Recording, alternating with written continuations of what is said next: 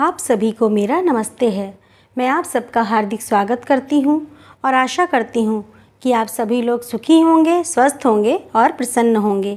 आज मैं आप लोगों के लिए जो कहानी लेकर के आई हूँ उस कहानी का नाम है गुप्त धन और ये कहानी लिखी है कथा सम्राट मुंशी प्रेमचंद जी ने। चलिए कहानी शुरू करते हैं। बाबू हरिदास का ईंटों का पजावा शहर से मिला हुआ था। आसपास के देहातों से सैकड़ों स्त्री पुरुष लड़के नित्य आते और पजावे से ईंट सिर पर उठाकर ऊपर कतारों से सजाते। एक आदमी पजावे के पास एक टोकरी में कौड़ियाँ लिए बैठा रहता था। मजदूरों को ईंटों की संख्या के हिसाब से कौड़ियाँ बांटता। ईंटें जितनी ही ज़्यादा होती उतनी ही ज़्यादा कौड़ियाँ मिलती।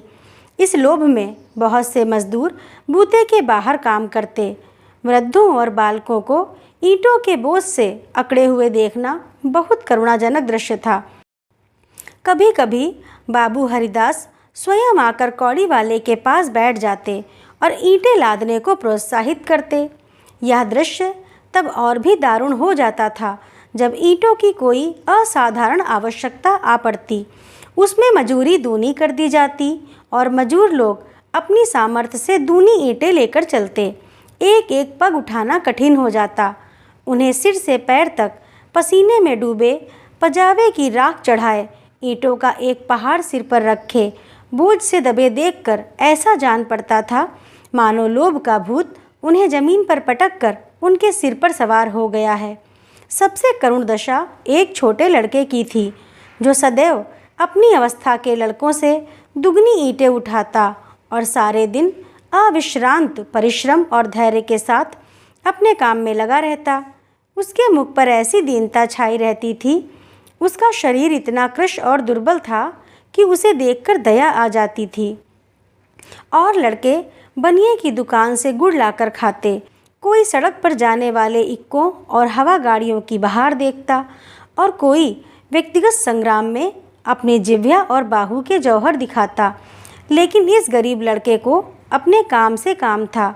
उसमें लड़कपन की ना चंचलता थी, ना शरारत, ना खिलाड़ीपन, यहाँ तक कि उसके ओंठों पर कभी हंसी भी ना आती थी।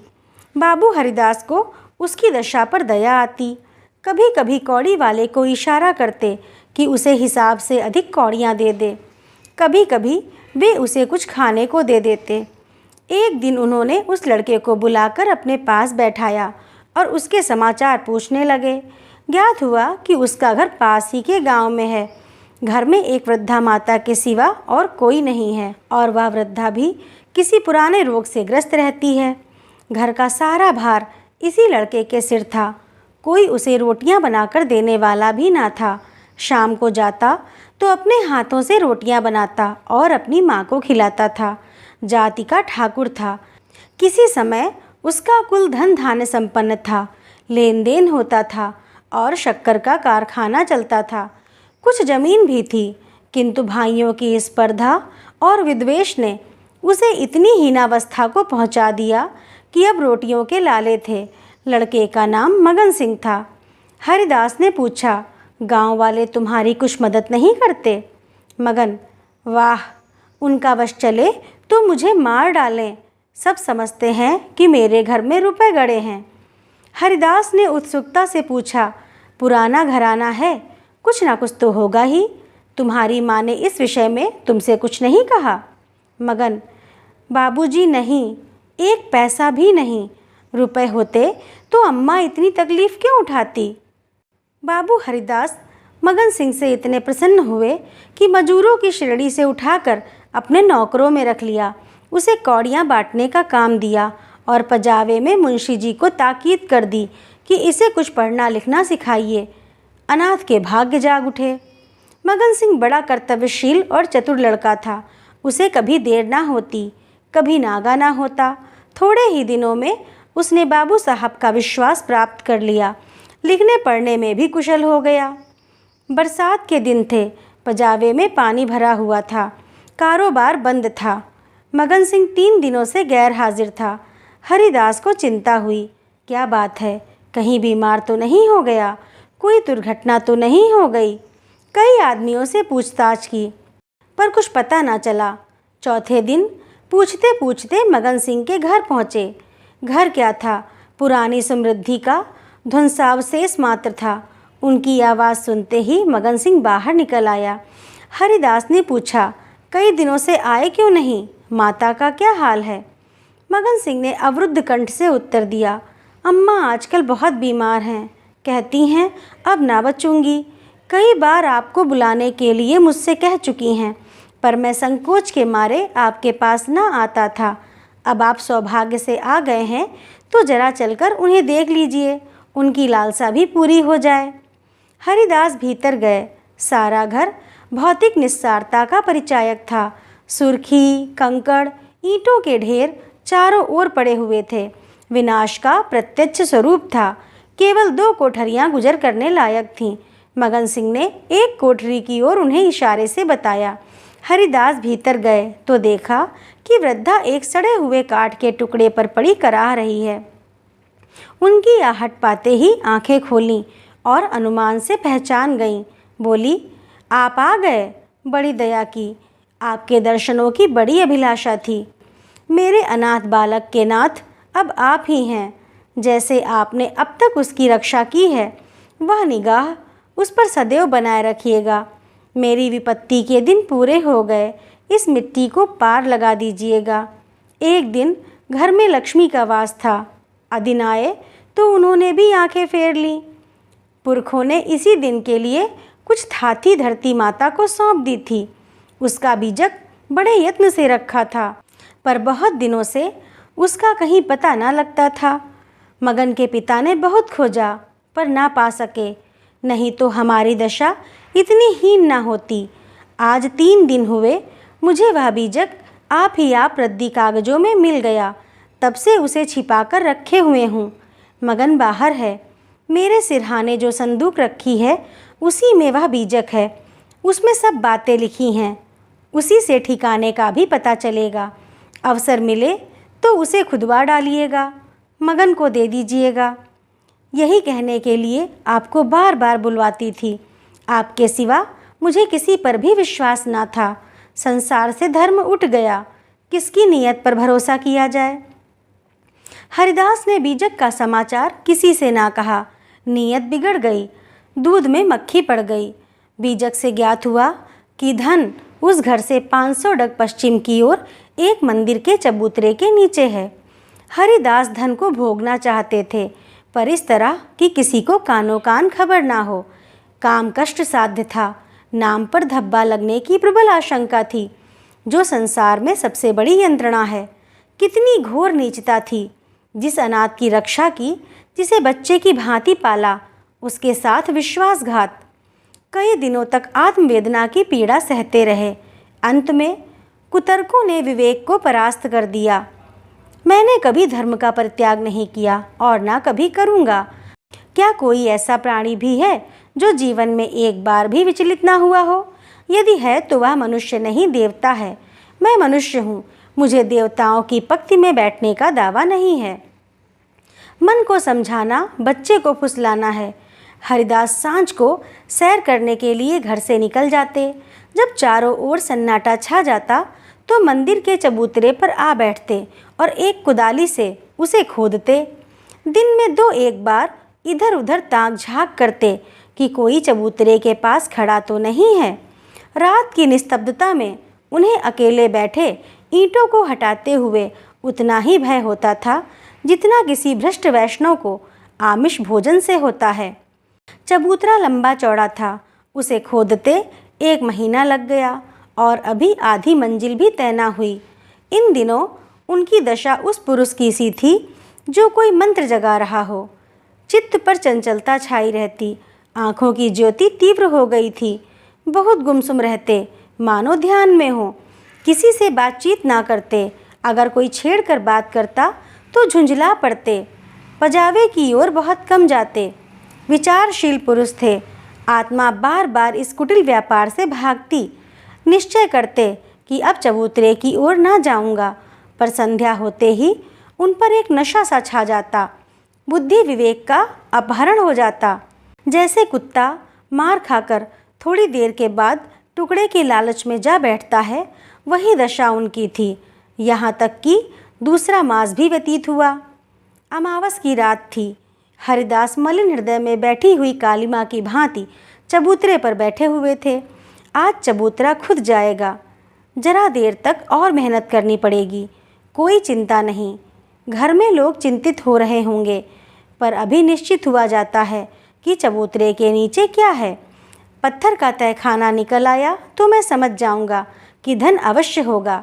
तहखाना ना मिले तो मालूम हो जाएगा कि सब धोखा ही धोखा है। कहीं सचमुच तहखाना ना मिले तो बड़ी दिल लगी हो, मुफ्त में उल्लू बनूं। पर नहीं, कुदाली खटखट बोल रही है। हाँ, पत्थर की चट्टान है। उन्होंने टटोल कर देखा, भ्रम दूर हो गया। चट्टान थी, तहखाना मिल गया। लेकिन हरिदास खुशी से उछले कूदे नहीं। आज वे लौटे तो सिर में दर्द था। समझे थकान है, लेकिन यह थकान नींद से ना गई। रात को ही उन्हें जोर से बुखार हो गया। 3 दिन तक ज्वर में पड़े रहे। किसी दवा से फायदा ना हुआ। इस रूढ़ावस्था में हरिदास को बार बार भ्रम होता था, कहीं यह मेरी तृष्णा का दंड तो नहीं है। जी में आता था मगन सिंह को बीजक दे दूं और क्षमा की याचना करूं, पर भंडाफोड़ होने का भय मुंह बंद कर देता था। ना जाने ईसा के अनुयायी अपने पादरियों के सम्मुख कैसे अपने जीवन भर के पापों की कथा सुनाया करते थे। हरिदास की मृत्यु के पीछे यह बीजक उनके सुपुत्र प्रभुदास के हाथ लगा। बीजक मगन सिंह के पुरखों का लिखा हुआ है, इसमें लेश मात्र भी संदेह ना था। लेकिन उन्होंने सोचा, पिताजी ने कुछ सोचकर ही इस मार्ग पर पग रखा होगा। वे कितने नीतिपरायण, कितने सत्यवादी पुरुष थे। उनकी नीयत पर कभी किसी को संदेह नहीं हुआ। जब उन्होंने इस आचार को घृणित नहीं समझा तो मेरी क्या गिनती है। कहीं यह धन हाथ आ जाए तो कितने सुख से जीवन व्यतीत हो। शहर के रईसों को दिखा दूं कि धन का सदुपयोग क्यों कर होना चाहिए। बड़े बड़ों का सिर नीचा कर दूं, कोई आंखें ना मिला सके। इरादा पक्का हो गया। शाम होते ही वे घर से बाहर निकले। वही समय था, वही चौकन्नी आंखें थीं और वही तेज कुदाली थी। ऐसा ज्ञात होता था मानो हरिदास की आत्मा इस नए भेष में अपना काम कर रही है। चबूतरे का धरातल पहले ही कुच चुका था। अब संगीन तहखाना था। जोड़ों को हटाना कठिन था। पुराने जमाने का पक्का मसाला था। कुल्हाड़ी उचट उचट कर लौट आती थी। कई दिनों में ऊपर की दरारें खुलीं, लेकिन चट्टानें जरा भी ना हिलीं। तब वह लोहे की छड़ से काम लेने लगे, लेकिन कई दिनों तक जोर लगाने पर भी चट्टानें ना खिसकीं। सब कुछ अपने ही हाथों करना था। किसी से सहायता ना मिल सकती थी। यहाँ तक कि फिर वही अमावस्या की रात आई। प्रभुदास को जोर लगाते 12 बज गए और चट्टानें भाग्य रेखाओं की भांति अटल थीं। पर आज इस समस्या को हल करना आवश्यक था। कहीं तहखाने पर किसी की निगाह पड़ जाए तो मेरे मन की लालसा मन ही में रह जाए। वह चट्टान पर बैठकर सोचने लगे, क्या करूं? बुद्धि कुछ काम नहीं करती। सहसा उन्हें एक युक्ति सूझी, क्यों ना बारूद से काम लूं। इतने अधीर हो रहे थे कि कल पर इस काम को ना छोड़ सके। सीधे बाजार की तरफ चले। 2 मील का रास्ता हवा की तरह तय किया, पर वहां पहुंचे तो दुकानें बंद हो चुकी थीं। आतिशबाज हीले करने लगा। बारूद इस समय नहीं मिल सकती, सरकारी हुक्म नहीं है। तुम कौन हो? इस वक्त बारूद लेकर क्या करोगे? ना भैया, कोई वारदात हो जाए तो मुफ्त में बंधा बंधा फिरूं, तुम्हें कौन पूछेगा। प्रभुदास की शांत वृत्ति कभी इतनी कठिन परीक्षा में ना पड़ी थी। वे अंत तक अनुनय विनय ही करते रहे, यहाँ तक कि मुद्राओं की सुरीली झनकार ने उसे वशीभूत कर लिया। प्रभुदास यहाँ से चले तो धरती पर पाँव ना पड़ते थे। रात के 2 बजे थे। प्रभुदास मंदिर के पास पहुँचे। चट्टानों की दराजों में बारूद रख पलीता लगा दिया और दूर भागे। एक क्षण में बड़े जोर का धमाका हुआ। चट्टान उड़ गई। अंधेरा गार सामने था, मानो कोई पिशाच उन्हें निगल जाने के लिए मुंह खोले हुए है। प्रभात का समय था। प्रभुदास अपने कमरे में लेटे हुए थे। सामने लोहे के संदूक में 10,000 पुरानी मोहरें रखी हुई थीं। उनकी माता सिरहाने बैठी पंखा झल रही थी। प्रभुदास ज्वर की ज्वाला से जल रहे थे। करवटें बदलते थे, कराहते थे, हाथ पांव पटकते थे, पर आंखें लोहे के संदूक की ओर लगी हुई थीं। इसी में उनके जीवन की आशाएं बंद थीं। मगन सिंह अब पजावे का मुंशी था, इसी घर में रहता था। आकर बोला, पजावे चलिएगा, गाड़ी तैयार कराऊं? प्रभुदास ने उसके मुख की ओर क्षमा याचना की दृष्टि से देखा और बोले, नहीं, मैं आज ना चलूँगा, तबीयत अच्छी नहीं है, तुम भी मत जाओ। मगन सिंह उनकी दशा देखकर डॉक्टर को बुलाने चला। 10 बजते बजते प्रभुदास का मुख पीला पड़ गया, आंखें लाल हो गईं। माता ने उसकी ओर देखा तो शोक से विवल हो गईं। बाबू हरिदास की अंतिम दशा उनकी आंखों में फिर गई। जान पड़ता था यह उसी शोक घटना की पुनरावृत्ति है। वह देवताओं की मनौतियाँ मना रही थीं, किंतु प्रभुदास की आंखें उसी लोहे के संदूक की ओर लगी हुई थीं जिस पर उन्होंने अपनी आत्मा अर्पण कर दी थी। उनकी स्त्री आकर उनके पैताने बैठ गई और बिलक बिलक कर रोने लगी। प्रभुदास की आंखों से भी आंसू बह रहे थे, पर वे आंखें उसी लोहे के संदूक की ओर निराशापूर्ण भाव से देख रही थीं। डॉक्टर ने आकर देखा, दवा दी और चला गया, पर दवा का असर उल्टा हुआ। प्रभुदास के हाथ पांव सर्द हो गए, मुख निस्तेज हो गया, हृदय की गति मंद पड़ गई, पर आंखें संदूक की ओर से ना हटीं। मोहल्ले के लोग जमा हो गए। पिता और पुत्र के स्वभाव और चरित्र पर टिप्पणियां होने लगीं। दोनों शील और विनय के पुतले थे, किसी को भूल कर भी कड़ी बात ना कही। प्रभुदास का संपूर्ण शरीर ठंडा हो गया था, प्राण था तो केवल आँखों में। वे अब भी उसी लोहे के संदूक की ओर सतृष्ण भाव से देख रही थीं। घर में कोहराम मचा हुआ था। दोनों महिलाएं पछाड़े खा खा कर गिरती थीं। मोहल्ले की स्त्रियां उन्हें समझाती थीं। अन्य मित्रगण आंखों पर रुमाल जमाए हुए थे। जवानी की मौत संसार का सबसे करुण, सबसे अस्वाभाविक और भयंकर दृश्य है। यह वज्राघात है, विधाता की निर्दय लीला है। प्रभुदास का सारा शरीर प्राणहीन हो गया था, पर आंखें जीवित थीं। वे अब भी उसी संदूक की ओर लगी हुई थीं। जीवन ने तृष्णा का रूप धारण कर लिया था। सांस निकलती थी, पर आस नहीं निकलती। इतने में मगन सिंह आकर खड़ा हो गया।